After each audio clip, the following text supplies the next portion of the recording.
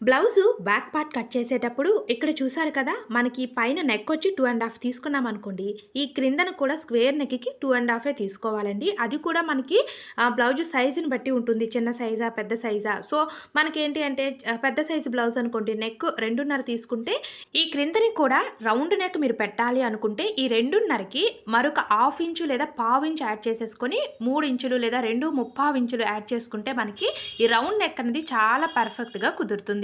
లేదు మీరు స్క్వేర్ నెక్కే పెట్టాలి అనుకుంటే పైన 2:30 నెక్‌కి పెట్టారు కదా! యాజ్ టీజ్‌గా అదే 2:30 కూడా క్రిందన పెట్టాలండి. మరీ ఎక్కువ పెట్టకూడదు, తక్కువ పెట్టకూడదు. కరెక్ట్‌గా 2:30 పెడితే మీకు స్క్వేర్ నెక్ అనేది పర్ఫెక్ట్‌గా కుదురుతుంది.